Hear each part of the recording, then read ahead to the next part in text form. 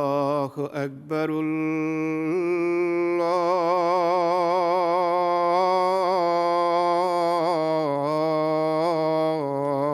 الله أكبر.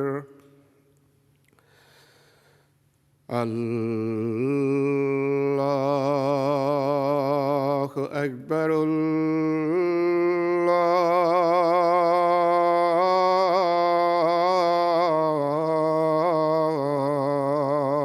الله أكبر. أشهد أن لا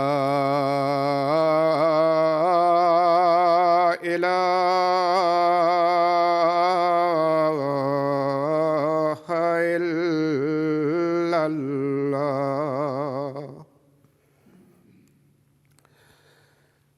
أشهد أن لا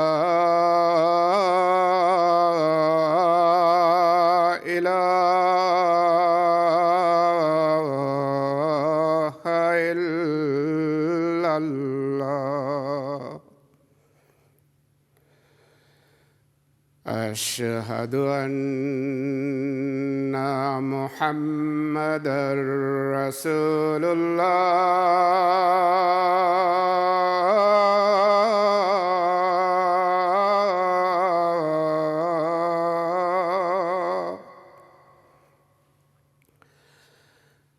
أشهد أن محمدًا رسول الله.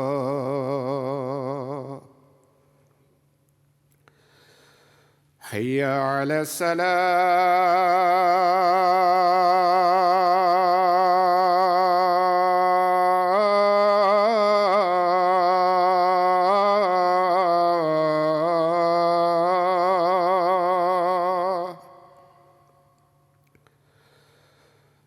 حي على الصلاة.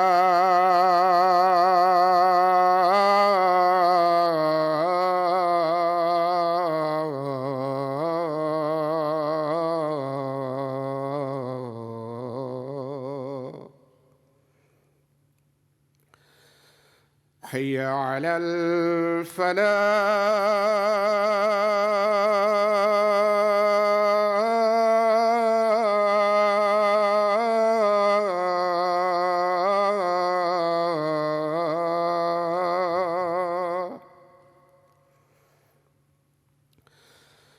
حي على الفلاح.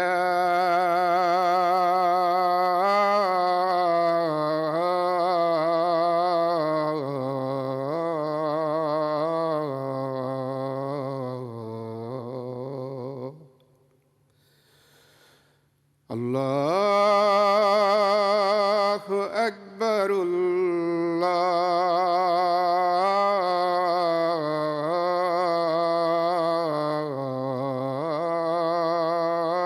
الله أكبر. لا إله إلا الله.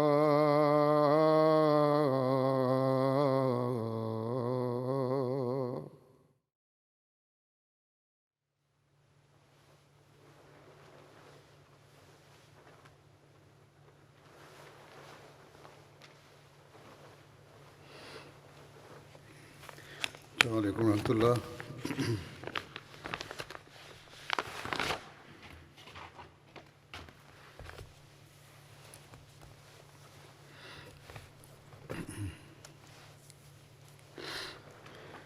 أشهد أن لا إله إلا الله وحده لا شريك له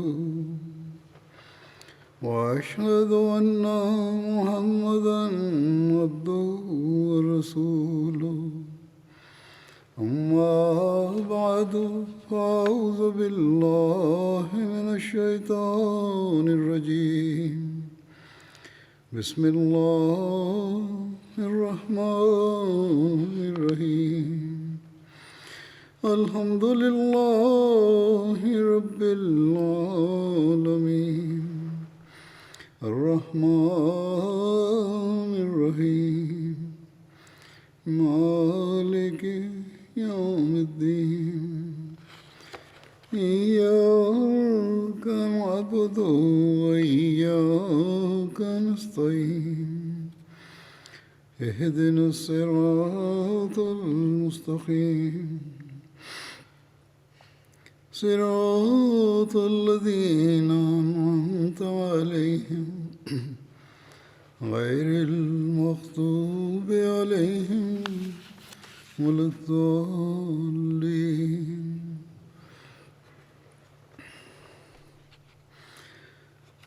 حضرت عمر رضی اللہ عنہ کے زمانہ خلافت کا ذکر چل رہا تھا.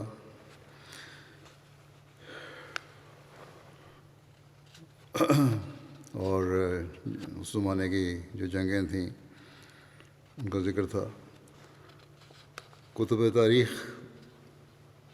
کے مطالعہ سے معلوم ہوتا ہے کہ حضرت ابوبکر کے دور میں دمشق کا محاصرہ کئی ماہ تک جاری رہا اور ان کی وفات کے کچھ عرصے کے بعد اس جنگ میں مسلمانوں کو فتح حاصل ہوئی. بہرحال اس جنگ کی تفصیلات کیونکہ حضرت ابوبکر کے دور کے ہیں، جب حضرت ابوبکر کا ذکر ہوگا تو وہاں پیش کی جائیں گی انشاءاللہ. دمشق کے فتح کے بعد جو واقعات ہیں وہ بیان کرتا ہوں. دمشق کی فتح ہو جانے کے بعد ابو عبیدہ نے خالد بن ولید کو بقاء کی مہم پر روانہ کیا.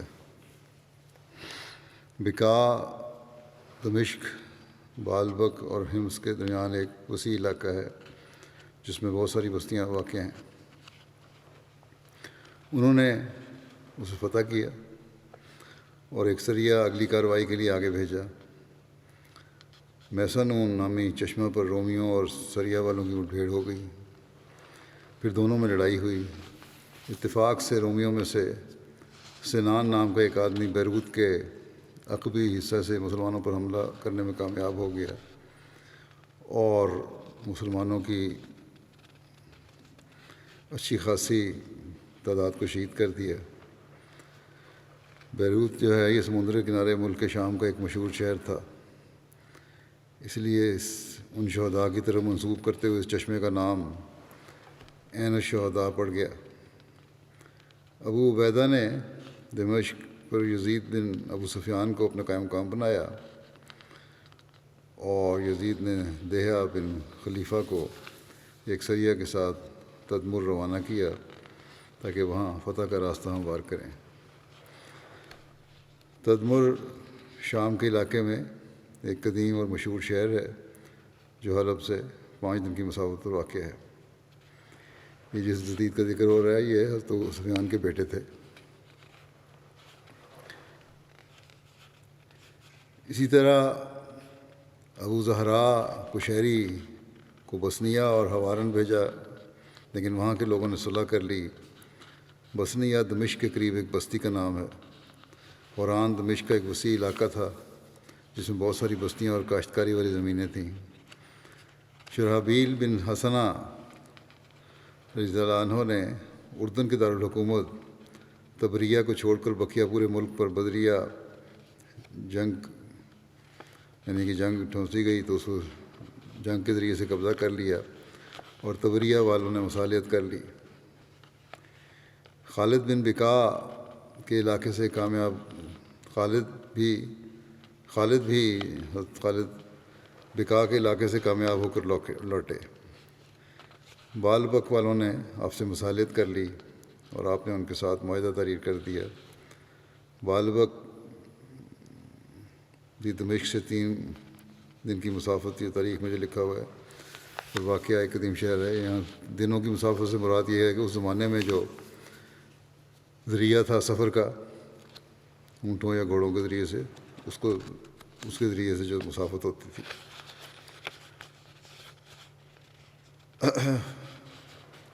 فہل ایک جگہ ہے، اس کی فتح کب 14 ہجری میں ہوئی.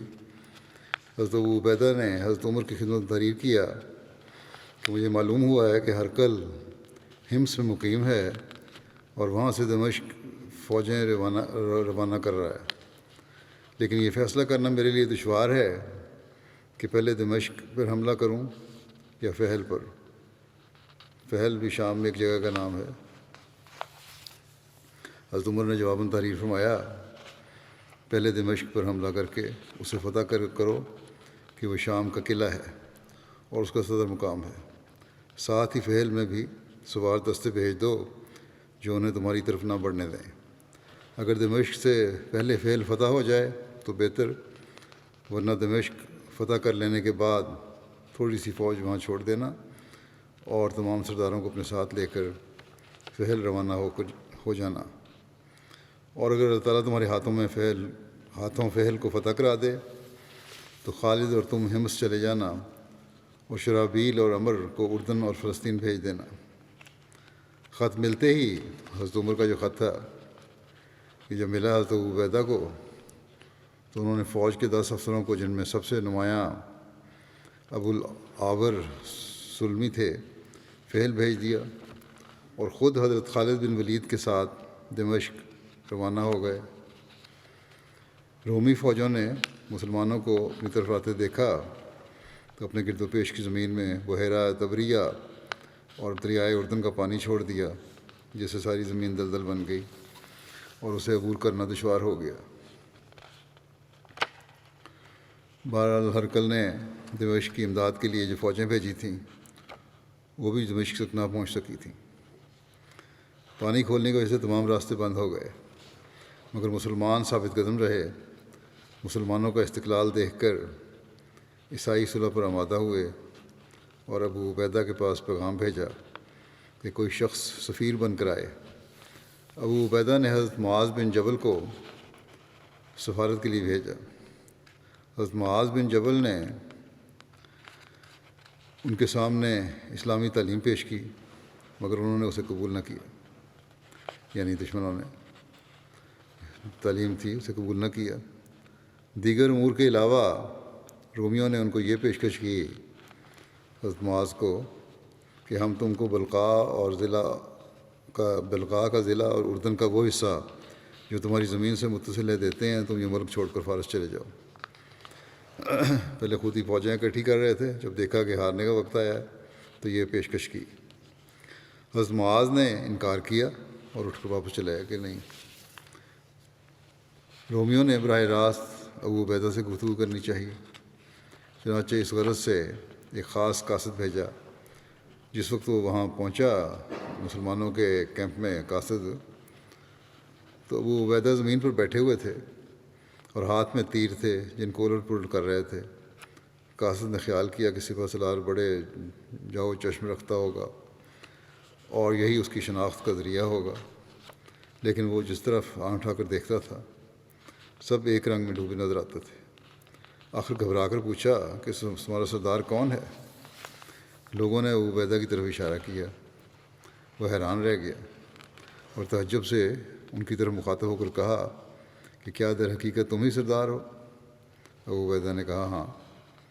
قاصد نے کہا کہ ہم تمہاری فوج کو فی کس 2 اشرفیاں دے دیں گے، تم یہاں سے چلے جاؤ۔ حضرت ابو عبیدہ نے انکار کیا۔ قاصد اس پر بڑا ناراض ہوا اور اٹھ کر چلا گیا۔ ابو عبیدہ نے اس کے تیور دیکھ کر فوج کو کمر بندی کا حکم دیا، تیار رہنے کا حکم دیا اور تمام حالات حضرت عمر کو لکھے۔ حضرت عمر نے اجازت فرمائی کہ ٹھیک ہے، پیش قدمی کرو، کیونکہ فوجیں اکٹھی ہو رہی ہیں، اور حوصلہ دلایا کہ ثابت قدم رہو، خدا تمہارا مددگار ہے۔ ابو عبیدہ نے اسی دن کمر بندی کا حکم دے دیا تھا، لیکن رومی مقابلے میں نہ آئے، اور اگلی صبح پھر حضرت خالد بن ولید صرف سواروں کے ساتھ میدان میں گئے۔ رومی لشکر بھی تیار تھا، دونوں میں جنگ ہوئی۔ مسلمانوں کی ثابت قدمی دیکھ کر رومی سپہ سالار نے زیادہ لڑنا بیکار سمجھا اور واپس جانا چاہا۔ حضرت خالد نے پکارا، رومی اپنا زور لگا چکے ہیں، اب ہماری باری ہے۔ اس کے ساتھ ہی مسلمانوں نے اچانک حملہ کیا اور رومیوں کو پسپا کر دیا۔ عیسائی مدد کے انصار میں لڑائی کو ٹال رہے تھے۔ حضرت خالد ان کی چال سمجھ گئے تو انہوں نے حضرت ابو عبیدہ کی خدمت میں کہا کہ رومی ہم سے مروب ہو چکے ہیں، حملے کا یہی وقت ہے۔ چنانچہ اسی وقت اعلان کیا گیا کہ اگلے روز حملہ ہوگا، فوج تیار ہو جائے۔ رات کے پچھلے پہر حضرت عبیدہ نے لشکر کو ترتیب دی۔ رومی لشکر کی تعداد تقریباً 50,000 تھی۔ حضرت عمر کی سیرت و سوانح میں لکھنے والے 2 سیرت نگار ہیکل اور سلابی نے یہ تعداد 80,000 سے 1,00,000 تک بھی بیان کی ہے۔ بہرحال 1 گھنٹے کی شدید جنگ ہوئی۔ اس کے بعد رومی لشکر کے پاؤں اکھڑ گئے اور وہ نہایت بدحواسی سے بھاگے۔ بعد میں حضرت عمر نے حکم دیا کہ تمام زمین جو قبضے میں کی گئی ہے ان کے مالکوں کے پاس ہی رہے گی، کوئی زمین کسی سے لی نہیں جائے گی، اور لوگوں کی جانیں اور مال اور زمین اور مکانات اور عبادت گاہیں سب محفوظ رہیں گی۔ صرف مساجد کے لیے جگہ لی جائے گی، کوئی زمین اگر لینی ہے تو مساجد کے لیے لینی ہے، باقی زمینیں ان کے مالکوں کے پاس ہی رہیں گی۔ پھر فتح بیسان کا بیان ہے۔ جب شرحبیل فہل کی جنگ سے فراغت پا چکے، وہ اپنی فوج اور امر کو لے کر اہل بیسان کی طرف بڑھے، ان کا محاصرہ کر لیا۔ اس وقت ابو الاور اور ان کے ساتھ چند اور سردار تبریہ کا محاصرہ کیے ہوئے تھے۔ بیسان تبریہ کے جنوب میں 18 میل کے فاصلے پر واقع جگہ ہے۔ اردن کے علاقوں میں دمشق اور اس کے بعد کی دیگر مہمات میں رومیوں کی پے در پے شکستوں کی خبر پھیل چکی تھی، اور لوگوں کو معلوم ہو گیا تھا کہ شرحبیل اور ان کے ساتھ عمر بن العاص اور حارث بن ہشام اور سہیل بن عمر اپنی فوج کو لیے ہوئے بیسان کے ارادے سے جا رہے ہیں۔ اس لیے ہر جگہ لوگ قلعہ میں جمع ہو گئے۔ شرحبیل نے بیسان پہنچ کر اس کا محاصرہ کر لیا، جو چند روز تک جاری رہا، مگر بعد میں وہاں کے کچھ لوگ مقابلے کے لیے باہر نکلے۔ مسلمان ان سے لڑے اور ان کا خاتمہ کر دیا۔ باقی لوگوں نے مصالحت کی درخواست کی، جس کو مسلمانوں نے دمشق کی شرائط پر منظور کر لیا۔ جو فتح دمشق کی شرائط تھیں اسی بنیاد پر وہ بھی منظور ہوئیں۔ پھر فتح تبریہ ہے۔ جب اہل تبریہ کو بیسان کی فتح اور اس کے معاہدہ کی اطلاع پہنچی تو انہوں نے ابو الاور سے اس شرط پر صلح کی کہ ان کو شرحبیل کی خدمت میں پہنچا دیا جائے۔ ابو الاور نے ان کی درخواست کو منظور کر لیا۔ چنانچہ اہل تبریہ اور اہل بیسان سے دمشق والی شرائط پر ہی مصالحت ہو گئی، اور یہ بھی طے ہوا کہ شہروں اور اس کے قریبی دیہات کی آبادیوں کے تمام مکانات میں سے آدھے مسلمانوں کے لیے خالی کر دیے جائیں اور باقی نصف میں خود رومی رہائش اختیار کریں، اور فی کس سالانہ 1 دینار اور زمین کی پیداوار میں سے معین حصہ ادا کریں گے۔ اس کے بعد مسلمان قائدین اور ان کی فوجیں آبادی میں مقیم ہو گئیں، اور اردن کی صلح پائے تکمیل کو پہنچ گئی، اور تمام امدادی دستے اردن کے علاقے میں مختلف مقامات میں سکونت پذیر ہو گئے، اور فتح کی خوشخبری جو ہے حضرت عمر کی خدمت میں روانہ کر دی گئی۔ پھر فتح حمص، یہ 14 ہجری میں ہوئی۔ اس کے بعد حضرت ابو عبیدہ نے حمص کی طرف پیش قدمی کی، جو شام کا ایک مشہور شہر تھا اور جنگی اور سیاسی اہمیت رکھتا تھا۔ حمص دمشق اور حلب کے درمیان شام میں واقع ہے۔ حمص میں ایک بڑا ہیکل تھا جس کی زیارت کے لیے دور دور سے لوگ آتے اور اس کے پجاری بننے پر فخر محسوس کرتے۔ بہرحال حمص کے قریب رومیوں نے خود بڑھ کر مقابلہ کرنا چاہا۔ رومیوں نے آگے بڑھے، چنانچہ ایک فوج کثیر حمص سے نکل کر جوسیہ میں مسلمانوں کے مقابل ہوئی، لیکن ان کو شکست ہوئی۔ حضرت ابو عبیدہ اور حضرت خالد بن ولید نے حمص پہنچ کر شہر کا محاصرہ کر لیا۔ سخت سردی کا موسم تھا۔ رومیوں کو یقین تھا کہ مسلمان کھلے میدان میں دیر تک نہیں لڑ سکیں گے۔ اس کے ساتھ ہرقل کی طرف سے مدد کی امید بھی تھی، چنانچہ اس نے جزیرے سے ایک فوج بھی روانہ کی، لیکن حضرت سعد بن ابی وقاص نے جو عراق کے مہم پر مامور تھے کچھ فوج اس لشکر کی طرف بھیج دی، جس نے اس لشکر کو وہیں روک لیا۔ مورخین نے لکھا ہے کہ رومیوں کے پاؤں میں چمڑے کے موزے ہوتے تھے، پھر بھی ان کے پاؤں شل ہو جاتے، جبکہ صحابہ کے پاؤں یا مسلمانوں کی جو فوج تھی ان کے پاؤں میں جوتوں کے علاوہ کچھ نہیں ہوتا تھا۔ ہرکل اہل حمص سے مدد کا وعدہ کر کے اور انہیں مقابلے کی ہمت دلا کر خود رہا چلا گیا، وعدہ کیا اور خود چلا گیا وہاں سے۔ حمص والے قلعہ بند ہو کر بیٹھ رہے۔ وہ اسی دن مسلمانوں سے لڑنے کے لیے نکلتے جس دن سخت سردی ہوتی۔ رومی ہرکل کی مدد کے انتظار میں تھے اور چاہتے تھے کہ مسلمان سردی سے عاجز آ کر بھاگ جائیں، لیکن مسلمانوں نے ثبات قدم دکھایا اور ہرکل کی مدد بھی ان کو نہ پہنچی، یعنی اس شہر کے لوگوں کو، اور سردی کے دن بھی گزر گئے۔ تو اہل حمص کو یقین ہو گیا کہ اب ان لوگوں کا مقابلہ نہیں کیا جا سکتا، چنانچہ انہوں نے صلح کی درخواست کی۔ مسلمانوں نے اسے قبول کر لیا اور شہر کے سارے مکان اہل شہر کے لیے چھوڑ دیے گئے اور دمشق کی طرح خراج اور جزیے پر صلح کر لی گئی۔ حضرت ابو عبیدہ نے حضرت عمر کو تمام واقعات سے مطلع کیا، جس کے جواب میں حضرت عمر کا حکم آیا کہ تم ابھی وہیں ٹھہرو اور شام کے طاقتور قبائل عرب کو اپنے جھنڈے تلے جمع کرو، میں بھی انشاءاللہ تعالیٰ برابر یہاں سے کمک بھیجتا رہوں گا۔ پھر مرج الروم ایک جگہ ہے، اسی سال مرج الروم کا واقعہ پیش آیا۔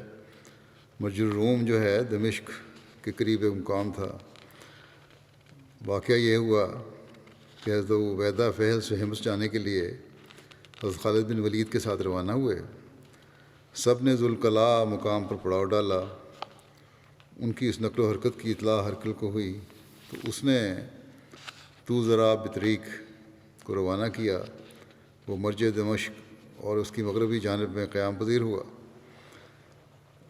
ابو عبیدہ نے مرج الروم اور اس کے لشکر سے ابتدا کی۔ اس وقت ان کی یعنی مسلمانوں کی حالت یہ تھی کہ سردی کا موسم آ چکا تھا اور ان کے جسم زخموں سے بھرے ہوئے تھے۔ جب یہ لوگ مرج الروم پہنچے تو شنس رومی بھی ادھر آ گیا اور توزرا کے قریب ہی شاہ سواروں کے ساتھ اس نے پڑاؤ ڈال لیا۔ یہ شنس دراصل توزرا کی مدد اور حمص والوں کے بچاؤ کے لیے آیا تھا۔ وہ ایک کنارے پر اپنے لشکر کے ساتھ فروکش ہو گیا۔ جب رات آئی تو جو دوسرا جو ان کا تھا سپہ سالار توزرا، وہ وہاں سے روانہ ہو گیا اور اس کی جانے کی وجہ سے وہ جگہ خالی ہو گئی۔ توزرا کے مد مقابل حضرت خالد بن ولید تھے، جبکہ شنس کے مقابلے میں حضرت ابو عبیدہ تھے۔ حضرت خالد بن ولید کو جب اس بات کی خبر ملی کہ توزرا یہاں سے دمشق روانہ ہو چکا ہے تو حضرت خالد اور ابو عبیدہ نے باتفاق رائے اس بات کا فیصلہ کیا کہ توزرا کے تعاقب میں حضرت خالد روانہ ہو جائیں۔ چنانچہ حضرت خالد بن ولید گھڑ سواروں کا ایک دستہ لے کر اسی رات اس کے تعاقب میں چل پڑے۔ ادھر یزید بن ابو سفیان کو توزرا کی اس حرکت کی خبر مل گئی تھی، چنانچہ وہ توزرا کے مقابلے پر آ گئے اور دونوں لشکروں میں جنگ کا میدان گرم ہو گیا۔ ابھی دونوں کے درمیان لڑائی جاری تھی کہ پیچھے سے حضرت خالد بن ولید اپنے لشکر کے ساتھ موقع پر پہنچ گئے اور انہوں نے توزرا کی پشت سے حلہ بول دیا۔ نتیجتاً کشتوں کے پشتے لگ گئے اور دشمن سامنے اور پیچھے دونوں طرف سے مارا گیا۔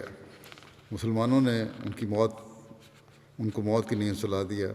ان میں سے زندہ صرف وہی بچے جنہوں نے رائے فرار اختیار کر لی۔ مسلمانوں کو اس مارکے میں جو مال غنیمت ہاتھ آیا، اس میں سواری کے جانور، ہتھیار، لباس وغیرہ تھے۔ اس کو حضرت یزید بن ابو سفیان نے اپنے اور حضرت خالد بن ولید کے سپاہیوں میں بانٹ دیا۔ اس کے بعد حضرت یزید دمشق کی جانب روانہ ہو گئے اور حضرت خالد بن ولید حضرت عبیدہ کی جانب واپس چلے گئے۔ جس یزید کا اسلام کی تاریخ میں جو بدنام ہے وہ معاویہ کے بیٹے تھے یزید، یہ ابو سفیان کے بیٹے یزید ہیں۔ توزرا جو تھا رومیوں کا سردار، اس کو حضرت خالد بن ولید نے قتل کیا تھا۔ حضرت خالد بن ولید جب توزرا کے مقام کے تعاقب میں روانہ ہو گئے تو حضرت ابو عبیدہ نے شنس کا مقابلہ کیا۔ دونوں فوجوں میں مرج الروم کے مقابلے پر جنگ چھڑ گئی۔ اسلامی لشکر نے بہت سے لوگوں کو قتل کیا۔ اور حضرت ابو عبیدہ نے شنس کا کام تمام کر دیا۔ مسجد روم دشمن کی لاشوں سے بھر گیا۔ ان لاشوں کی بنا پر وہ مقام بدبودار ہو گیا تھا۔ رومیوں میں سے جو بھاگ گئے وہ تو بچ گئے، باقی کوئی موت کے منہ سے نہ بچ سکا۔ مسلمانوں نے بھاگنے والوں کا ہمس تک پیچھا کیا۔ پھر حضرت ابو عبیدہ نے فوج لے کر حماد کی طرف روانہ ہوئے۔ حماد بھی شام کا ایک قدیم شہر ہے جو دمشق سے 5 روز کی مسافت پر واقع تھا۔ اس وقت اہل حماد نے ان کے آگے سر اطاعت خم کر دیا، بھی تسلیم کر لیا۔ شیزر والوں کو جب معلوم ہوا تو انہوں نے بھی اہل حماد کی من صلح کر لی۔ شیزر حماد سے نصف روز کی مسافت پر واقع ایک بستی تھی۔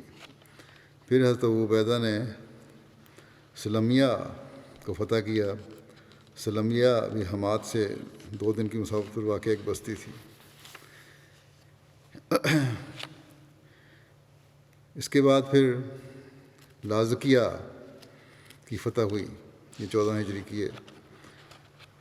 اسلامی لشکر نے حضرت ابو عبیدہ کی سرکردگی میں لازکیہ کا رخ کیا، جو شام کا ایک شہر ہے اور ساحل سمندر پر واقع ہے، اور ہمس کے نواحی علاقوں میں اس کو شمار کیا جاتا ہے۔ لازکیہ والوں نے جب اسلامی لشکر کو اپنی طرف آتے دیکھا تو قلعہ بند ہو کر بیٹھ گئے اور شہر کے دروازے بند کر کے مقابلے کے لیے آمادہ ہو گئے۔ انہیں اطمینان تھا کہ اگر مسلمانوں نے ان کا محاصرہ کیا تو وہ مقابلے کی طاقت رکھتے ہیں، اور اتنی دیر میں سمندر کے راستے انہیں ہرکل کی سے کمک پہنچ جائے گی۔ مسلمانوں نے اس شہر کا محاصرہ کر لیا۔ حفاظتی انتظامات کے لحاظ سے یہ شہر بہت مضبوط تھا اور فوجی چوکیوں کی وجہ سے کافی مشہور تھا۔ حضرت ابو عبیدہ نے اس کو فتح کرنے کی ایک نئی ترکیب نکالی، کیونکہ اب جنگی حکمت عملی جانتے تھے۔ انہوں نے محسوس کر لیا کہ اسے فتح کرنا بہت مشکل ہے۔ اگر وہ اس کے مقابلے پہ خیمہ زن ہو جاتے ہیں تو عرصہ قیام بہت لمبا ہو جائے گا، اور یہ بھی ہو سکتا ہے کہ لمبا عرصہ یہ محاصرہ جو ہے دشمنوں کی طرف سے ان کو اس دوران مدد بھی پہنچ جائے اور یہاں سے ناکام لوٹنا پڑے، یا پھر شہر کا محاصرہ زیادہ لمبا کیا جائے تو انطاکیہ جانا ناممکن ہو جائے گا۔ تو آپ نے ایک رات میدان میں بہت سے اتنے گہرے گڑھے کھدوائے کہ گھوڑے پر سوار بیٹھا ان میں چھپ جائے، اور انہیں گھاس سے چھپا دیا، اور صبح محاصرہ اٹھا کر ہمس کی طرف روانہ ہو گئے۔ شہر والوں نے محاصرہ اٹھتے دیکھا تو خوش ہوئے اور اطمینان سے شہر کے دروازے کھول دیے۔ دوسری طرف حضرت ابو عبیدہ راتوں رات اپنی فوج سمیت واپس آ گئے اور ان غارنما گڑھوں میں چھپ گئے۔ صبح جب شہر کے دروازے کھلے تو مسلمانوں نے ان پر حملہ کر دیا۔ کچھ مسلمانوں نے شہر کے دروازے پر قبضہ کر لیا، جو قلعے سے باہر تھے انہوں نے بھاگنے میں اپنی عافیت جانی، اور جو شہر میں موجود تھے ان پر خوف طاری ہو چکا تھا۔ لہذا جو لوگ شہر میں تھے ان میں سے ہر ایک راہ نجات کی جستجو میں لگ گیا۔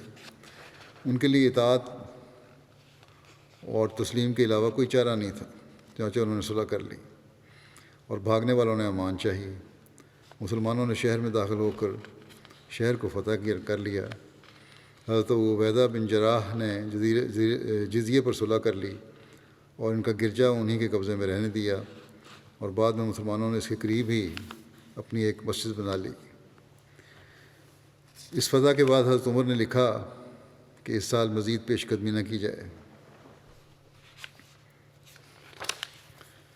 پھر فتح کنسرین ہے، یہ 15 ہجری کی ہے۔ حضرت ابو عبیدہ بن جراح نے حضرت خالد بن ولید کو کنسرین کی طرف روانہ کیا، کہ صوبہ حلب کا ایک بارونق شہر تھا۔ حلب کے راستے میں پہاڑ کے درمیان کنسرین کا قلعہ واقع تھا۔ حضرت خالد بن ولید حاضر مقام کے قریب پہنچے۔ حاضر بھی حلب کے قریب ایک مقام ہے۔ اس جگہ رومی لوگ مناس کی زیر قیادت آپ کے مقابلے میں آ گئے۔ ہرکل کے بعد روم کا سب سے بڑا سپہ سالار مناس ہی تھا۔ بہرحال وہاں کے باشندوں نے اور جو ان کے ہاں عرب عیسائی تھے انہوں نے مسلمانوں کا مقابلہ کیا۔ عربوں کا یہ دستور تھا کہ وہ شہر کی حفاظت کے لیے شہر سے باہر نکل کر خیمے ڈال دیتے تھے۔ چنانچہ یہ عیسائی عرب بھی اسی دستور کے مطابق باہر خیمہ زن تھے۔ سخت مارکے کے بعد حضرت خالد نے رومیوں کا بہت سا لشکر قتل کر دیا اور ان کے سردار مناس کو بھی قتل کر دیا۔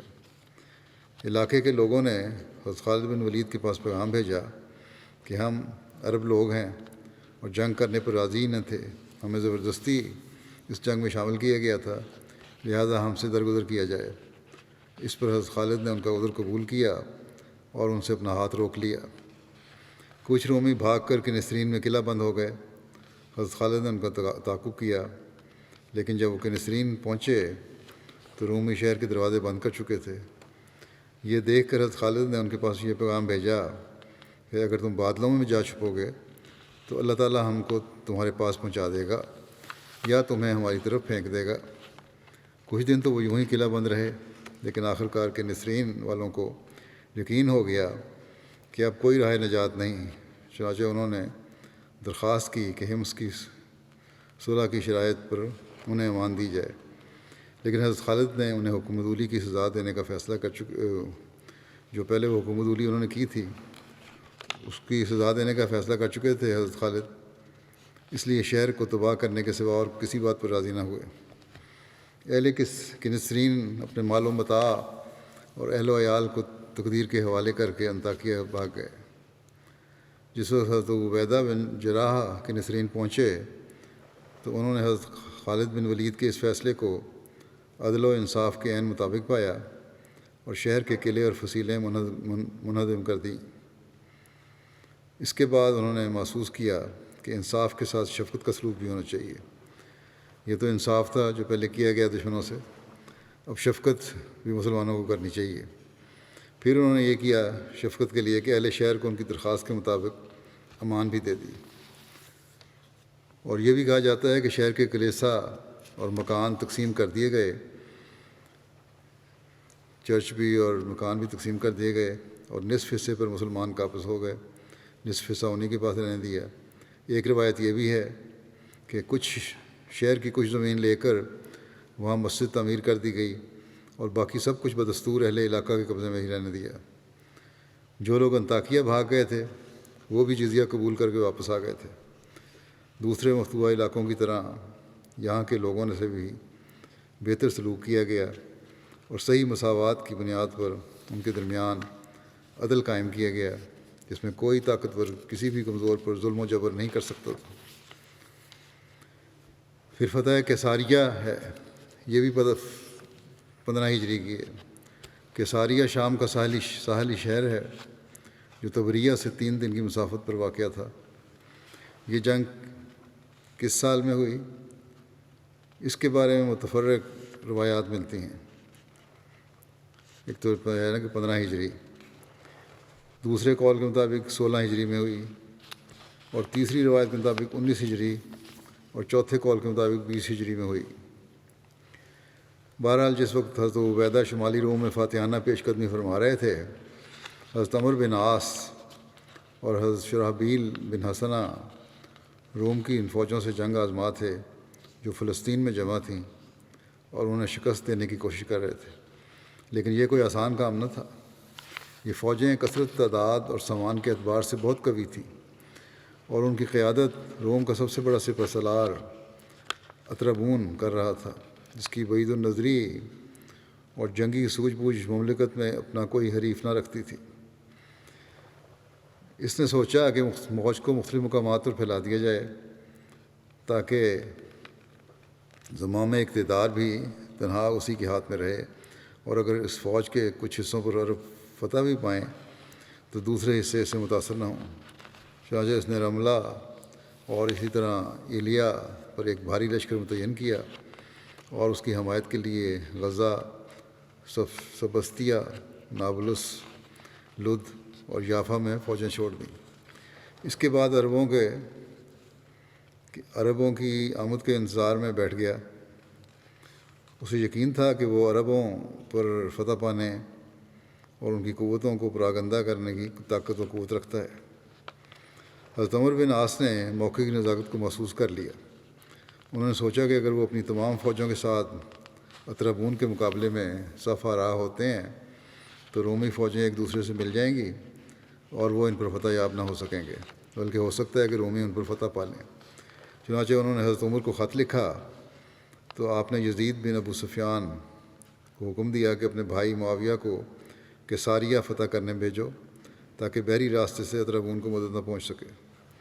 حضرت عمر نے امیر معاویہ کے نام خط میں تعریف فرمایا کہ میں تمہیں کیساریہ کا امیر بناتا ہوں، وہاں جاؤ اور اس کے خلاف اللہ سے مدد طلب کرو، اور لا حول ولا قوت الا باللہ العلی العظیم، اور اللہ ربنا وثقاتنا ورجاؤنا ومولانا نعم المولا و نعم المکیل نعم النصیر بکثرت پڑھو۔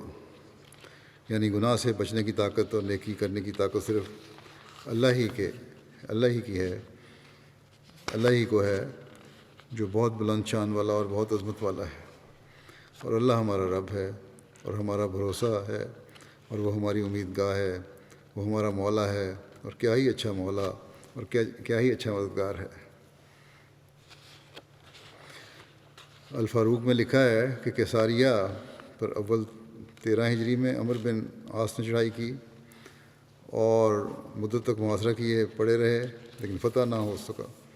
ابو عبیدہ کی وفات کے بعد حضرت عمر رضی اللہ عنہ نے یزید بن ابی سفیان کو ان کی جگہ مقرر کیا اور حکم دیا کہ کیساریہ کی مہم پر جاؤ۔ وہ 17,000 کی جمعیت کے ساتھ روانہ ہوا اور شہر کا محاصرہ کیا۔ یزید روانہ ہوئے اور وہاں شہر کا محاصرہ کیا، لیکن 18 ہجری میں جب بیمار ہوئے تو اپنے بھائی امیر معاویہ کو اپنا قائم مقرر کر کے دمشق چلے آئے، وہیں ان کی وفات ہو گئی۔ کیساریہ بحر شام کے ساحل پر واقع ہے اور فلسطین کے اضلاع میں شمار کیا جاتا ہے۔ آج بہرحال یہ ویران پڑا ہے، لیکن اس زمانے میں بہت بڑا شہر تھا اور بقول بلادری کے 300 بازار آباد تھے، جس کی حفاظت پر ایک بہت بڑا رومی لشکر متعین تھا۔ یہاں ان کا ایک بہت مضبوط اور خطرناک سرحدی قلعہ تھا۔ حضرت معاویہ نے کیساریہ پہنچ کر اس کا محاصرہ کر لیا۔ رومی کبھی اسلامی فوج پر حملہ کرتے لیکن شکست کھا کر پھر اپنے مورچوں میں واپس ہو جاتے۔ آخرکار جب محاصرہ طویل ہو گیا تو ایک دن مرنے مارنے کے ارادے سے نکلے لیکن شکست کھائی، اور ایسی عبرتناک شکست کھائی کہ میدان جنگ میں ان کے 80,000 سپاہی مارے گئے، اور یہ تعداد ہزیمت و فرار کے بعد 1 لاکھ تک پہنچ گئی۔ کیساریہ کی فتح اور اس کے لشکر کی تباہی کے بعد مسلمان اس طرح سے مطمئن و محفوظ ہو گئے اور اس رستے سے رومیوں حکومت کا سلسلہ رک گیا۔ حضرت معاویہ نے مال غنیمت کے خمس کے ساتھ فتح کی خبر حضرت عمر کی خدمت میں بھجوائی۔ ایک اور روایت میں ہے کہ حضرت امیر معاویہ نے بڑے ساز و سامان سے محاصرہ کیا۔ شہر والے کئی دفعہ قلعہ سے نکل کر لڑے لیکن ہر دفعہ شکست کھائی، تاہم شہر پر قبضہ نہ ہو سکا۔ ایک دن ایک یہودی نے، جس کا نام یوسف تھا، امیر معاویہ کے پاس آ کر ایک سرنگ کا نشان دیا جو شہر کے اندر قلعے کے دروازے تک گئی تھی۔ چنانچہ چند بہادروں نے اس کی راہ قلعے کے اندر پہنچ کر دروازہ کھول دیا اور ساتھ ہی تمام فوج ٹوٹ پڑی اور فتح حاصل کی۔ حضرت عبادہ بن صامت جو بدری صحابہ میں سے ہیں، وہ بھی اس جنگ میں شامل تھے۔ ان کی بہادری کا واقعہ کیساریہ کی جنگ میں اس طرح ملتا ہے کہ کیساریہ کے محاصرے کے مقام پر حضرت عبادہ بن صامت اسلامی فوج کے میمنہ کے قائد تھے۔ آپ اپنی فوج کو نصیحت کرنے کھڑے ہوئے۔ انہیں گناہوں سے بچنے اور اپنا محاسبہ کرنے کا حکم دیا۔ پھر مجاہدین کا ایک ہجوم لے کر آگے بڑھے اور بہت سارے رومیوں کو قتل کیا، لیکن اپنے مقصد میں اچھی طرح کامیاب نہ ہوئے۔ دوبارہ اپنی جگہ واپس آئے، اپنے ساتھیوں کو لڑنے مرنے پر جوش دلایا اور اپنے ساتھ اتنا بڑا ہجوم لے کر حملہ کرنے کے بعد بھی نامراد لوٹنے پر کافی حیرت اور تعجب کا اظہار کیا اور کہا کہ اے اسلام کے پاسبانوں، میں بیعت عقبہ میں شریک ہونے والے نقیبوں میں سے کم عمر تھا، لیکن مجھے سب سے لمبی عمر ملی۔ اللہ نے میرے حق میں فیصلہ کیا کہ مجھے زندہ رکھا، یہاں تک کہ آج یہاں تمہارے ساتھ اس دشمن سے لڑ رہا ہوں۔ قسم ہے اس ذات کی جس کے ہاتھ میں میری جان ہے، میں نے مومنوں کی جماعت لے کر جب بھی مشرکوں کی جماعت پر حملہ کیا تو انہوں نے ہمارے لیے میدان خالی کر دیا، یعنی ہماری جیت ہوئی، اور اللہ نے ہمیں فتح دی۔ کیا بات ہے کہ تم نے ان پر حملہ کیا اور ان کو ہٹا نہ سکے۔ پھر اس کے بارے میں آپ کو جو اندیشہ لاحق تھا اسے ان لفظوں میں بیان کیا کہ مجھے تمہارے بارے میں 2 چیزوں کا اندیشہ ہے، یا تو تم میں سے کوئی خائن ہے، یا جب تم نے حملہ کیا تو مخلص نہیں تھے، یا خائن ہو یا اخلاص نہیں ہے۔ اس کے بعد یا اس وقت اخلاص نہیں تھا جب حملہ کر رہے تھے۔ اس کے بعد آپ نے انہیں صدق کے دل سے شہادت مانگنے کی تلقین کی اور کہا کہ میں تم میں سب سے پیش رہوں گا اور ہرگز پیچھے نہیں ہٹوں گا، یہاں تک کہ اللہ تعالیٰ فتح سے نواز دے یا شہادت کی موت عطا فرمائے۔ چنانچہ جب رومی اور مسلمان آپس میں ٹکرائے تو عبادہ بن صامت اپنے گھوڑے سے کود کر پیدل ہو گئے۔ عمیر بن سعد انصاری نے آپ کو پیدل دیکھا تو امیر لشکر کے پیدل لڑنے کی بات مسلمانوں میں عام کر دی اور کہا کہ سب لوگ انہی کی طرح ہو جائیں۔ چنانچہ سب نے رومیوں سے زبردست مارکہ آرائی کی اور انہوں نے پست کر دیا۔ بالآخر وہ بھاگ کر شہر میں قلعہ بند ہو گئے۔ جس طرح عربوں نے کیساریہ پر قبضہ کیا تھا، اسی طرح غزہ بھی فتح کر لیا۔ عہد صدیقی میں بھی مسلمان ایک دفعہ غزہ پر قبضہ کر چکے تھے، لیکن بعد میں انہیں وہاں سے نکال دیا گیا تھا۔ جب یہ دونوں سرحدی مقام مسلمانوں کے زیر اقتدار آ گئے تو حضرت عمر بن عاص کو سمندر کی طرف سے اطمینان ہو گیا۔ تو یہ قصہ، یہ واقعات ابھی چل رہے ہیں مزید۔ اس وقت میں بعض مرحومین کا بھی ذکر کرنا چاہتا ہوں، ان کے جنازے پڑھاؤں گا بعد میں جمعہ کی نماز کے بعد۔ پہلا ذکر ہے مکرمہ ختیجہ صاحبہ اہلیہ مکرم مولوی کے محمد الوی صاحب سابق مبلغ کیرالہ کا، جو گزشتہ دنوں 80 سال کی عمر میں وفات پا گئی تھیں۔ انا للہ و انا الیہ راجعون۔ ان کے والد کہنی محی الدین صاحب کیرالہ کے ابتدائی احمدیوں میں سے تھے، اور مرحومہ کو بھی بہت چھوٹی عمر میں احمدیت میں داخل ہونے کی توفیق ملی۔ بڑی صابرہ، شاکرہ، صوم و صلات کی پابند، دیندار، غریب پرور، مہمان نواز، قناعت پسند خاتون تھیں۔ ان کے مرحومہ کے شوہر مبلغ سلسلہ تھے، کئی دن دوروں کی وجہ سے باہر رہتے تھے، لیکن مرحومہ ہمیشہ شکر گزاری تھی ان میں، کبھی شکوہ نہیں کیا۔ پسماندگان میں 2 بیٹے اور 5 بیٹیاں شامل ہیں۔ مرحومہ موسیہ بھی تھیں۔ آپ کے بڑے بیٹے کے امام موسیٰ مبلغ سلسلہ تھے، جو 54 سال کی عمر میں گردے کے فیل ہونے کی وجہ سے وفات پا گئے تھے۔ ان کے چھوٹے بیٹے بھی مولم سلسلہ ہیں، اور 5 بیٹیاں بھی مربیان سے بھی آئی گئی ہیں۔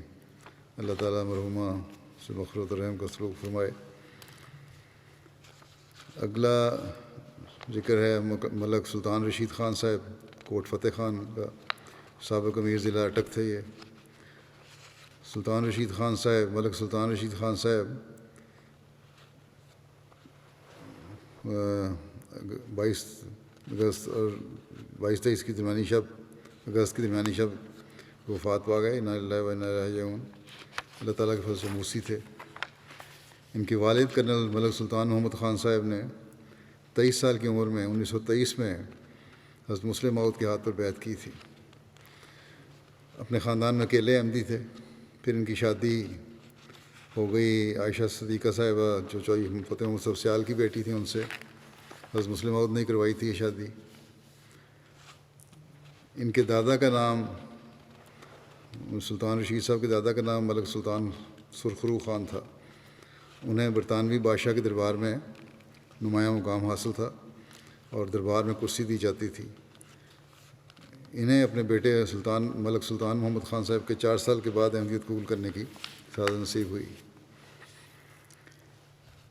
ملک سلطان رشید خان صاحب کی جماعتی خدمات ہیں اس طرح ہیں کہ 96 سے لے کے 99 تک اور پھر 2005 سے لے کے 2014 تک امیر ضلع اٹک ان کو خدمت کی توفیق ملی۔ وفات کے وقت بھی صدر جماعت تھے کوٹ فتح خان کے۔ سابق گورنر مغربی پاکستان میر محمد خان کے رشتہ دار تھے یہ، اور لیکن وہ دنیا داری میں بڑا وہ خاندان تھا۔ یہ ان کے والد احمدی ہونے کے بعد بالکل دنیا داری سے کچھ چھوڑا تو نہیں، لیکن دنیا میں رہتے ہوئے دین کو مقدم کرنے والوں میں سے تھے، اور یہی خصوصیت ملک سلطان رشید خان صاحب کی بھی تھی۔ انہوں نے پہلے شروع میں 1/10 حصے کی وصیت کی، بعد میں 1/7 حصے کی وصیت کر دی، اور پھر حصہ جائیداد بھی ادا کیا۔ جائیداد پر شاید میرا خیال ہے ایک حصہ 1/10 حصہ کی وصیت تھی، باقی آمد پر 1/7 حصے کی۔ ان کی ہمشیرہ راشدہ سیال کہتی ہیں کہ خلیفہ حضرت مسیح رابع نے ایک دفعہ مجھے تعریف فرمایا کہ تمہارے ابا احمدیت کے لیے ایک ننگی تلوار تھے، اور تمہارے بھائیوں میں بھی یہی رنگ پایا جاتا ہے۔ پھر ان کے بارے میں ملک رشید صاحب کے بارے میں کہتی ہیں کہ ہمارے بھائی کا خلافت سے بہت ہی گہرا تعلق تھا۔ خلیفۃ المسیح کے ہر حکم کی فوری تعمیل بجا لاتے۔ اللہ تعالیٰ کے فضل و کرم سے خلافت کے بے معتبر خادم رہے اور کامل لگن کے ساتھ خدمات بجا لاتے رہے۔ روحانیت بھی ان میں کوٹ کوٹ کر بھری ہوئی تھی۔ جب کوئی آپ کو دیکھتا تو محسوس کرتا کہ ان کا اس دنیاوی زندگی سے کوئی تعلق نہیں ہے۔ بہت زیادہ عاجزی اختیار کرنے والے تھے۔ اللہ تعالیٰ سے اپنے تعلق کے بارے میں زیادہ باتیں نہیں کرتے تھے، لیکن بہت تعلق تھا اللہ تعالیٰ سے۔ ان کے دن اور رات ہر ایک کے لیے دعاؤں میں بھرے ہوئے تھے، خواہ وہ دوست ہو یا رشتہ دار یا اجنبی۔ دوستوں، خاندان اور غیروں میں سے کوئی ایک بھی ایسا نہیں جو کبھی ان کے دروازے سے خالی ہاتھ واپس گیا ہو۔ ان کی سخاوت کا کئی افراد نے ناجائز فائدہ بھی اٹھایا، اور اس سے کسی کو بھی انکار نہیں ہوتا تھا ان سے۔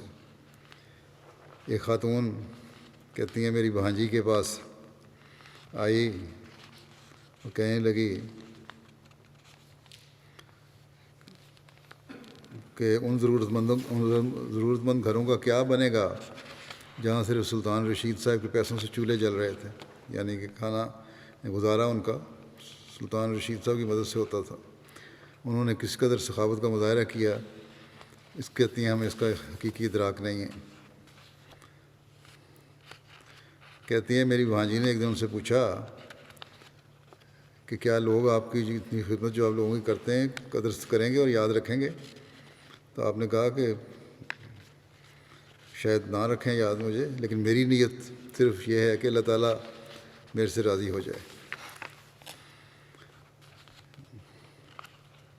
نعیمہ صاحبہ ان کی بہن کہتی ہیں میرے بھائی میں تبلیغ کا بہت جذبہ تھا، کئی سعید روحوں کی ہدایت کا باعث بنے، ہر آنے جانے والے کے ساتھ تبلیغ کا موقع نکال لیتے تھے۔ غیر از جماعت دوست اکثر شام کو آ جاتے اور گھنٹوں وفات مسیح پر بحث ہوتی، حالانکہ اس میں خطرہ بھی تھا۔ عبادت کا ذوق و شوق کا بھی عجیب رنگ تھا۔ عام طور پر کمرہ بند کر کے تنہائی میں اپنے رب سے راز و نیاز کرتے۔ اللہ تعالیٰ نے رویا اور خوشبو سے بھی نوازا۔ ایک دفعہ ایبٹ آباد میں گرمیوں کے لیے گئے، اچانک ایک مالی پریشانی سے دوچار ہو گئے، دعا کے سوا کچھ نہیں کر سکتے تھے۔ صبح سحر کے لیے کہتی ہیں کہ گھنے درختوں کے ایک جھنڈ کے پاس سے گزرے تو ایک بلند اور صاف آواز آئی، لا تقنطوا من رحمت اللہ۔ زبیری صاحب سابق امیر ضلع اٹک کی بیگم کہتی ہیں انہوں نے ہمشیرہ کو بتایا کہ خلیفہ مسیح رابع کے زمانے میں ضلعی میٹنگ کے لیے ان کے ہاں مقیم تھے تو چہرے پر کچھ پریشانی سی تھی۔ وجہ پوچھنے پر بتایا کہ ایک تقریر کرنی ہے لیکن تیاری بالکل نہیں ہو سکی۔ دوسرے دن صبح بڑے حشاش تھے، ناشتے کے لیے آئے تو کہا کہ کہنے لگے کہ رات خلیفہ مسیح ثالث رحمہ اللہ تعالیٰ خواب میں آئے اور ساری تقریر کچھ ہی دیر میں انہوں نے لکھوا دی ہے۔ الحمدللہ میری تقریر تیار ہو گئی۔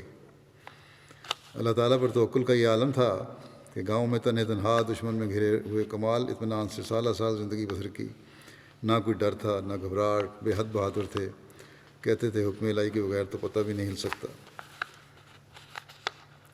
ایک دفعہ ان کے ملازم نے کسی سوالی کو واپس کرنا چاہا تو اسے سمجھایا کہ اگر اللہ تعالیٰ مجھے کسی کا وسیلہ بنانا چاہتا ہے تو اس کو لوٹانے والا میں کون ہوتا ہوں۔ ہر قسم کی علمی گفتگو کی مہارت رکھتے تھے، حضرت مسیح علیہ السلام کی کتب کا کئی بار مطالعہ کر چکے تھے۔ ماشاء اللہ جامع خصوصیت کے حامل وجود تھے، پابند صوم و صلات، تہجد گزار، دعا گو اور نہایت حکیمانہ انداز میں بات کرنے والے انسان تھے، اور ہر بات کو تبلیغ پہ ختم کیا کرتے تھے۔ اللہ تعالیٰ ان کی مغفرت و رحم کو سلوک فرمائے۔ اگلا ذکر ہے مکرم عبدالقیوم صاحب انڈونیشیا کا، جو 25 اگست کو ان کی وفات ہوئی 82 سال کی عمر میں۔ انا للہ و انا الیہ راجعون۔ یہ مولانا عبدالواحد صاحب سماٹری مرحوم جو غیر ہندوستانی پاکستانی پہلے مبلغ تھے، ان کے بیٹے تھے۔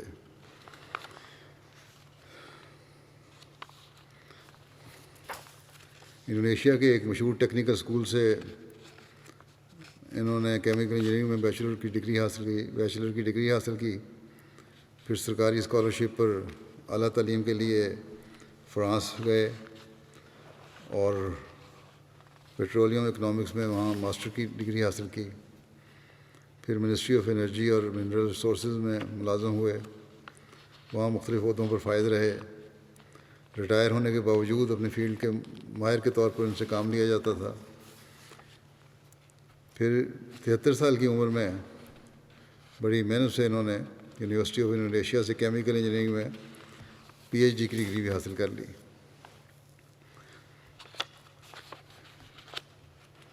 موصوف نے ملک کے لیے بھی بہت نمایاں کارنامے سر انجام دیے ہیں۔ 73 میں انہوں نے گورنمنٹ کو لیکویفائڈ نیچرل گیس کے بارے میں ایک فارمولہ تجویز کیا، اور کہتے ہیں اس وقت سے 1974 سے لے کے 2000 تک حکومت کو اس کی وجہ سے $110 بلین کا منافع ہوا۔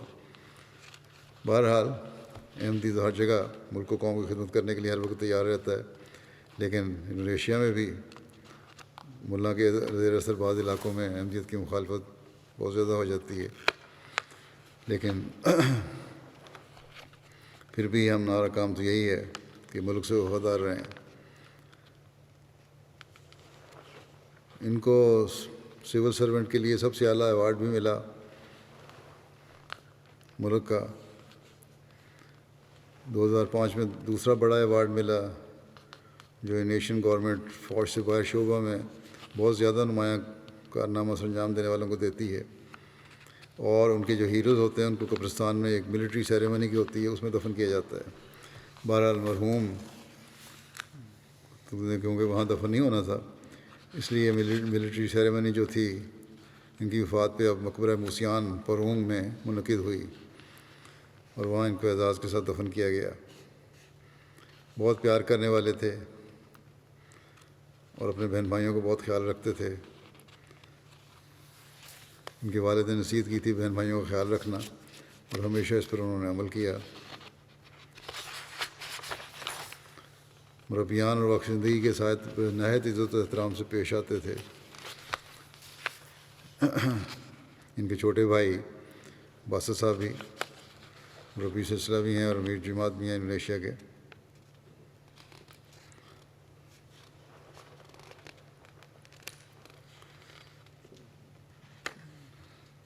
ماتحتوں کے ساتھ بھی ان کا بڑا اچھا سلوک ہوتا تھا۔ ایک ان کا ملازم نے ماتحت نے کہا کہ 9 سال کی عمر سے میں مرحوم کی زیر کفالت رہا ہوں، اسکول کی فیس وغیرہ کی ضروریات مرحوم نے ادا کیں۔ اچھے سلوک کی وجہ سے حضرت اقدس مسیح علیہ السلام کی کتب پڑھنے کے بعد میں نے بھی بیعت کر لی۔ مرحوم کی مہربانی اور سخاوت بہت اعلیٰ درجے کی تھی، ہمیشہ لوگوں کے ساتھ ایک جیسا سلوک کرتے، کبھی اپنے آپ پر فخر نہیں کیا اور نہ ہی اپنے عہدے پر فخر کیا۔ ان کے سرکاری گیس کمپنی میں ان کے سابق کارکن تھے، وہ کہتے ہیں بہت ہی ذہین، ثابت قدم اور محنتی تھے۔ موصوف بہت ہی مشہور اور بڑے افسر تھے، لیکن اس کے باوجود بہت ہی عاجزی رکھنے والے تھے۔ خلافت اور جماعت سے نہایت محبت کرنے والے تھے۔ جب بھی جماعت کو قربانی کی ضرورت ہوتی یا مشکلات کا سامنا کرنا پڑتا، وہ نہایت خلوص دل سے مدد کرتے تھے۔ خلیفہ مسیح رابع جب انڈونیشیا گئے ہیں تو انہوں نے ان کے گھر میں ہی قیام فرمایا تھا، اور سرکاری ملازم کی حیثیت سے کام کرتے ہوئے مرحوم نے یہ کبھی نہیں چھپایا کہ وہ احمدی ہیں، ورنہ بعد میں، حالانکہ مخالفت بعد میں زیادہ شروع ہو گئی تھی، لیکن کبھی نہیں چھپایا کہ میں اپنا احمدی ہونا۔ اپنے دوستوں کو تبلیغ کرنے میں مستعد تھے اور ایک معروف احمدی شخصیت کے طور پر جانے جاتے تھے۔ ایک دفعہ ایک بجلی کمپنی کے سی ای او نے وزیر کو کہا کہ پانی ڈیم کا کم ہو رہا ہے اور کچھ عرصے تک یہی حال رہا تو بجلی بند کرنی پڑے گی۔ تو منسٹر صاحب کو ان کی دعاؤں پر کچھ یقین تھا، انہوں نے کہا کہ جاؤ قیوم صاحب کے پاس جاؤ۔ تو قیوم صاحب کے پاس ہی آئے، میری مدد کریں۔ تو انہوں نے کہا اچھا میری مدد تم نے میرے سے لینی ہے تو میرے ذریعے سے پھر خلیفۃ المسیح کو خط لکھو، ہمارے امام کو، اور اس طرح یہ خط لکھا کہ دعا کریں کہ ہو جائے۔ کہتے ہیں منگل کو یہ خط انہوں نے دیا واقعہ، اور اگلے دن ہی موسلا دھار بارش ہو گئی اور ڈیم بھر گیا۔ جماعت کے لیے خدمات یہ ان کی ہیں کہ پارونگ میں ہیڈ کوارٹر کمپلیکس کی تعمیر میں کئی رکاوٹوں کا سامنا تھا۔ اس وقت کے رئیس تبلیغ محمود چیمہ صاحب تھے، انہوں نے ذکر کیا، انہوں نے کہا کہ فکر نہ کریں، مالی معاملات میں کوئی روک تھی، رقم کی کمی تھی، انہوں نے تو کہا کہ میں سارا خرچ ادا کروں گا، اور سارا خرچ ادا کیا، اور 2 سالوں کے اندر ایک بڑی مسجد وہاں بن گئی۔ مرکزی گیسٹ ہاؤس اور مبلغین کی کوارٹر کی تعمیر کا زیادہ تر حصہ بھی انہوں نے ادا کیا۔ 4 عدد کوارٹرز کی 100% تعمیراتی اخراجات مرحوم کی طرف سے تھے۔ MTA انڈونیشیا کے ابتدائی دنوں میں تقریباً تمام اخراجات مرحوم اور ان کی اہلیہ نے برداشت کیے۔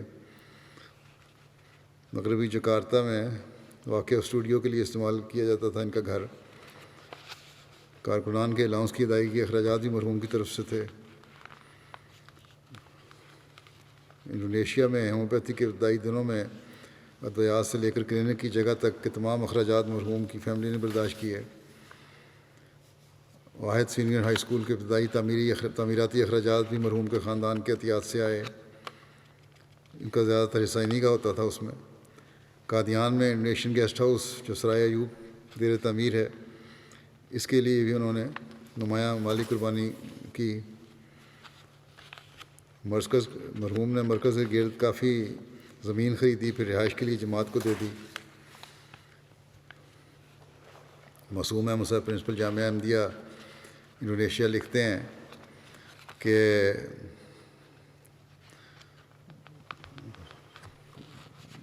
بعض معاملہ میں بڑی لمبی بحث چل جاتی تھی، میٹنگ ہوتی تھی، لیکن امیر صاحب جو ان کے چھوٹے بھائی بھی ہیں، اگر وہ کہتے تھے کہ ختم کریں اب اس معاملے کو، تو فوری طور پر چپ ہو جاتے تھے، اپنی رائے واپس، مزید رائے نہیں دیتے تھے۔ اللہ تعالیٰ مرحوم سے مغفرت اور رحم کا سلوک فرمائے۔ اگلا ذکر ہے مکرم داؤدہ رضا کی یونس صاحب بینن کا، جو 27 اگست کو ان کی وفات ہوئی ہے 74 سال کی عمر میں۔ انا للہ و انا الیہ راجعون۔ یہ مرحوم بینن کے پہلے احمدیوں میں سے تھے، اپنے گھر میں اکیلے احمدی تھے۔ 1987 میں اپنے بڑے بھائی ذکر اللہ داؤد صاحب مرحوم جو بینن کے سب سے پہلے احمدی تھے، ان کے ذریعے احمدیت قبول کی۔ ان کے بیوی بچے احمدی نہیں ہیں، اللہ تعالیٰ ان کو بھی توفیق دے۔ میاں قمر احمد امیر مشری انچارج لکھتے ہیں کہ قبولیت احمدیت کا واقعہ فوت ہونے سے چند دن قبل کہتے ہیں مجھے بتایا کہ جب میرے بڑے بھائی ذکر اللہ داؤد جو نائجیریا میں احمدیت قبول کر چکے تھے، ان کے احمدیت قبول کرنے کی خبر ملی اور ساتھ ہی لوگوں کی احمدیت کے بارے میں طرح طرح کی باتیں سنیں، تو میں ان کو ملنے گیا۔ میں نے ان کو علیہ صلی اللہ کی انگوٹھی پہنی دیکھی تو میں نے فوراً اپنے بڑے بھائی سے پوچھا یہ انگوٹھی کیسی پہن رکھی ہے اور آپ کے مذہب میں اس کی کیا حیثیت ہے؟ تو انہوں نے بتایا کہ اس پر قرآن مجید کی آیت لکھی ہے، اس کا مطلب کیا ہے کہ اللہ تعالیٰ اپنے بندے کے لیے کافی نہیں، اور جماعت احمدیہ کے بانی حضرت مرزا غلام احمد قادیانی علیہ السلام نے ہمیں یہی تعلیم دی ہے۔ پھر کہتے ہیں میں نے پوچھا بھائی سے کہ کیا اسلام سے مختلف مذہب ہے احمدیت کوئی؟ انہوں نے بتایا کہ جس امام کا تو انتظار کر رہے وہ آ گیا، ہم یہ کہتے ہیں، اور یہی سچا اسلام ہے۔ پھر کہتے ہیں اس بات کو سن کے میں نے حضرت مسیح علیہ السلام کی کتب کا مطالعہ کیا اور اسلامی اصول کی فلسفی کا مطالعہ کیا اور میں نے احمدیت قبول کر لی۔ بینین کے پڑھے لکھے احمدیوں میں ان کا شمار ہوتا تھا۔ فرانس سے بزنس مینجمنٹ میں ماسٹر کیا انہوں نے۔ بینین کے بجلی اور پانی کے نیشنل ڈائریکٹر کے عہدے سے ریٹائر ہوئے۔ نہایت باروب، باریش، باوقار اور شخصیت تھے، نمازوں کے پابند، تہجد گزار، ایک نیک اور مخلص انسان تھے۔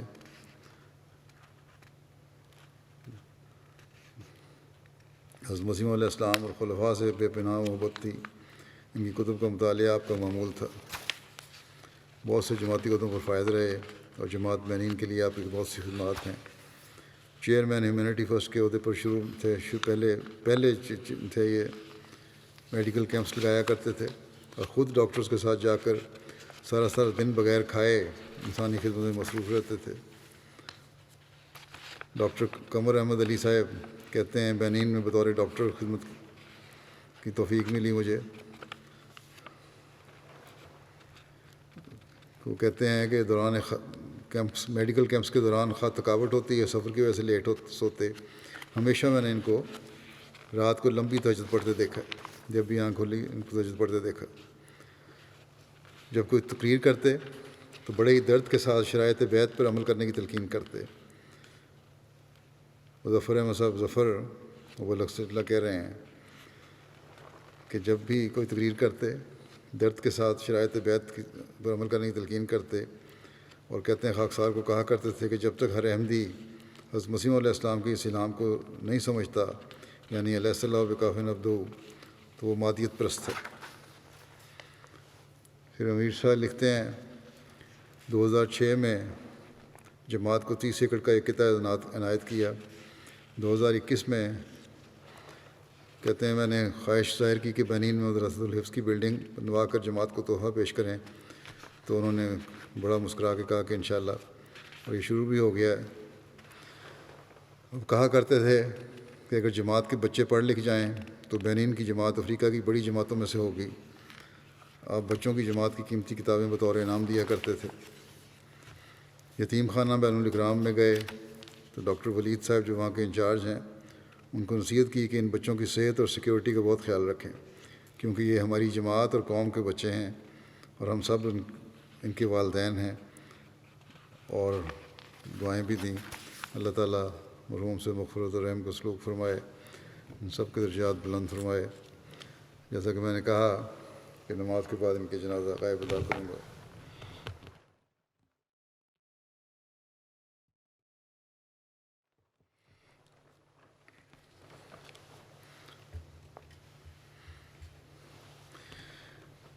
الحمد